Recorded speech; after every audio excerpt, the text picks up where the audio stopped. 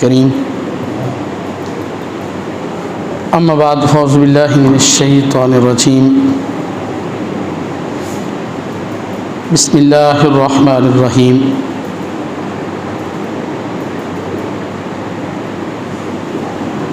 الف لام میم ذالک الکتاب لا ریب فیہ آمنت باللہ صدق اللہ العظیم وصدق رسوله النبی الکریم الامین ان اللہ وملائکتہ یصلون علی النبی یا ایہا الذین آمنوا صلوا علیہ وسلموا تسلیما الصلاۃ والسلام علیک یا سیدی یا رسول اللہ وعلی آلک واصحابک یا سیدی یا حبیب اللہ الصلاۃ والسلام علیک یا شفیع المذنبین وعلی آلک واصحابک یا رحمۃ للعالمین۔ معزز و مکرم سامعین کرام، قرآن مجید فرقان حمید آقا علیہ السلام کا وہ معجزہ ہے جو آقا علیہ السلام کو اللہ نے سب سے بڑا معجزہ عطا فرمایا۔ انبیاء علیہ السلام آئے، معجزات لے کر آئے، ان کی زندگی میں ان کے معجزے رہے، وہ دنیا سے چلے گئے، معجزات کا سلسلہ ختم ہو گیا، لیکن ہمارے آقا علیہ السلام کو اللہ نے جو قرآن کا معجزہ عطا فرمایا ہے، یہ سب سے بڑا معجزہ ہے، سب سے بڑا معجزہ۔ اور اللہ تبارک تعالیٰ نے اس کی حفاظت کا ذمہ اپنے ذمے لیا ہے، خود لیا ہے، فرمایا ہم اس کی حفاظت کرنے والے ہیں۔ یعنی یہ واحد کتاب ہے، 1400 سال ہو گئے ہیں، اس میں نہ کسی زبر کا، نہ زیر کا، نہ پیش کا، نہ کسی لفظ کا جو ہے کسی قسم کی کوئی تبدیلی ہوئی، اور پورا قرآن بچوں کے سینوں کے اندر موجود ہے۔ اللہ تبارک تعالیٰ نے یہ عظیم جو ہے کتاب جو ہے وہ ہمیں عطا فرمائی ہے۔ ایک باہر مناظرہ تھا مختلف مذاہب، تو ایک ظاہر ہے مسلمانوں کے عالم تھے، ایسے یعنی یہودیوں کا ایک عالم تھا، عیسائیوں کا عالم تھا، ایسے مختلف لوگ تھے، تو مناظرہ ہونا تھا آپس کے اندر۔ تو گفتگو ہو رہی تھی، تو جو مسلمان تھا عالم، اس نے کہا بھائی سب سے پہلے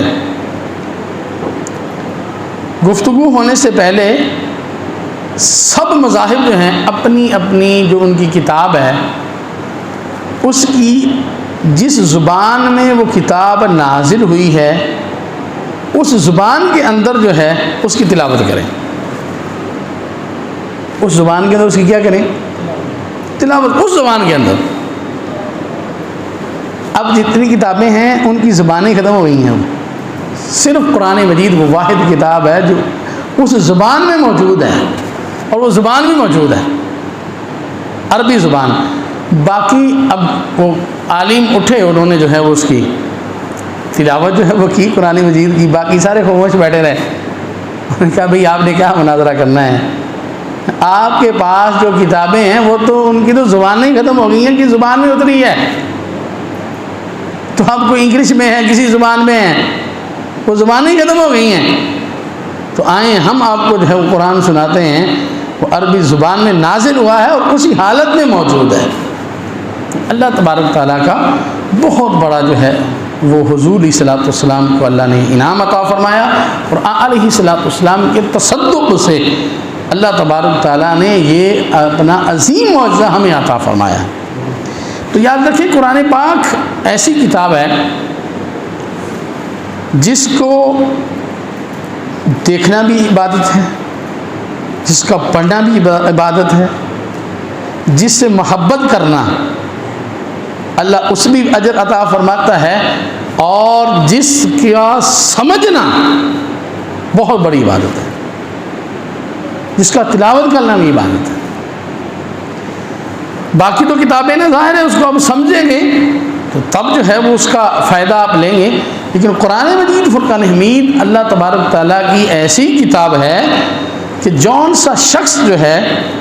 اس سے صرف محبت کرتا ہے۔ آقا علیہ الصلوۃ والسلام کی حدیث مبارکہ ہے، حضور علیہ الصلوۃ والسلام نے ایک صحابی رسول تھے، انہیں بھیجا سالار لشکر بنا کر، لشکر کا جو ہے وہ سالار بنا کر بھیجا، تو وہ ظاہر ہے گئے جنگ کی وہاں پہ، تو صحابہ ان کے پیچھے ظاہر ہے نماز پڑھتے رہے، کیونکہ حضور علیہ الصلوۃ والسلام جس کو امیر بنا دیتے تھے سارے صحابہ اس کی کیا کرتے تھے؟ اتباع کرتے تھے۔ ہمارے ہاں نہیں ہے سلسلہ، ہم اکیلے اکیلے ہی ہوتے ہیں، ہمارا کوئی امیر ہوتا ہی نہیں، سارے ہم قائد ہیں۔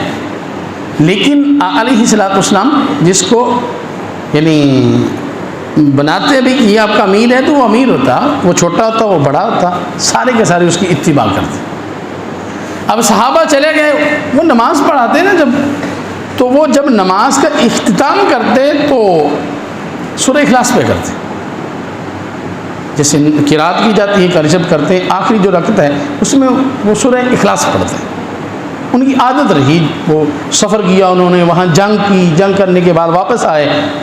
اب وہ صحابہ ان کے بعد سے نماز پڑھتے رہے، نہ ہی انہوں نے کہا کہ آپ ایسا عمل نہ کریں۔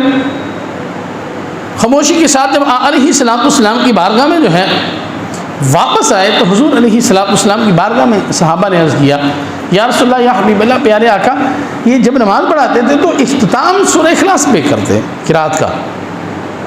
تو ان سے پوچھیں کہ کیوں یہ ایسا کرتے؟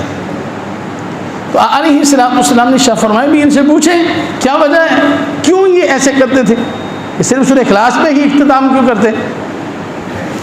صحابہ نے پوچھا بھائی بتائیں کیا وجہ ہے،